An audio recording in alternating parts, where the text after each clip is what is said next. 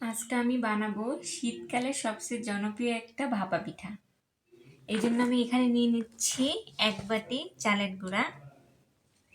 আপনারা যে যার পরিমাণ অনুযায়ী নিতে পারবেন।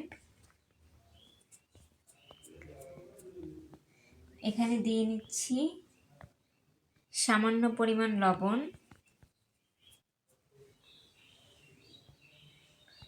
আর সাথে দিয়ে নিচ্ছি পানি।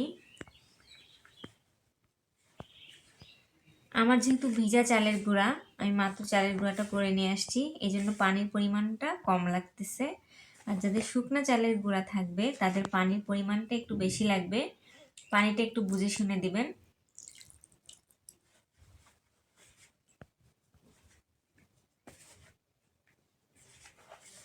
যে আমি আটাটা অফ ক্যামেরায় চেলে নিছি একটা নেটের মাধ্যমে।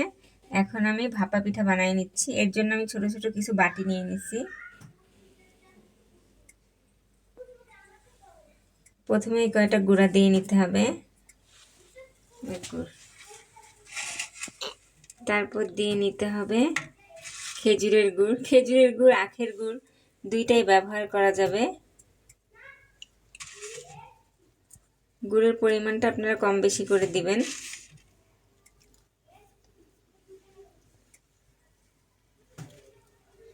এবার দিয়ে নিচ্ছি নারকেল।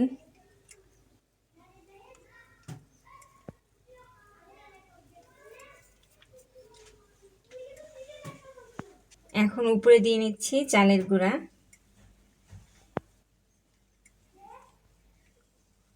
আমি আজকে পিঠাগুলো রাইস কুকারে বানাবো। আপনারা চাইলে প্রেসার কুকার, গ্যাসের চুলা যে কোনোভাবেই বানাতে পারেন।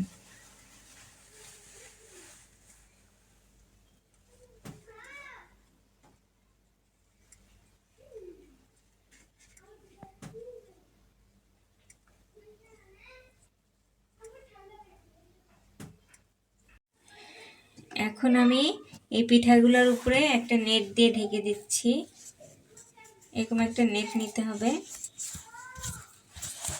এবার আমি এটা হচ্ছে রাইস কুকারের উপরে আমি পিঠাগুলো বানাবো।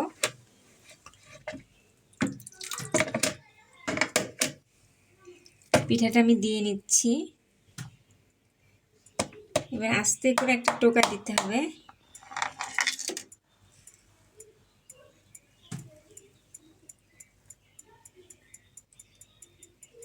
এবার আমি এটা ঢেকে দিচ্ছি।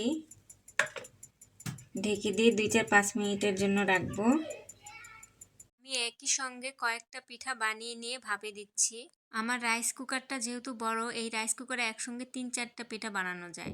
আমি একসাথে 3-4টা পিঠা দিয়ে রাইস কুকারটা ঢেকে দিচ্ছি 4-5 মিনিটের জন্য। 4-5 মিনিট ভাপ দিলেই ভাপা পিঠাটা হয়ে যাবে। আমি 5 মিনিট পর ফিরে এসে ঢাকনাটা উঠিয়ে দেখতেছি পিঠাগুলো হয়েছে কিনা। পিঠার উপরে হালকা করে চাপ দিলেই বোঝা যায় যে পিঠাগুলো হয়ে গেছে। হালকা চাপ দিলেই পিঠাটা শক্ত মনে হবে, আর তখনই বুঝতে হবে পিঠাগুলো হয়ে গেছে। আমি এখন পিঠাগুলো এক এক করে নামিয়ে নিচ্ছি। এই তো হয়ে গেল আমার গরম গরম ভাপা পিঠা। আপনারা এভাবেই সহজ রেসিপিতে ভাপা পিঠা বানিয়ে নিতে পারবেন। আজকে এই পর্যন্তই, সবাই ভালো থাকবেন।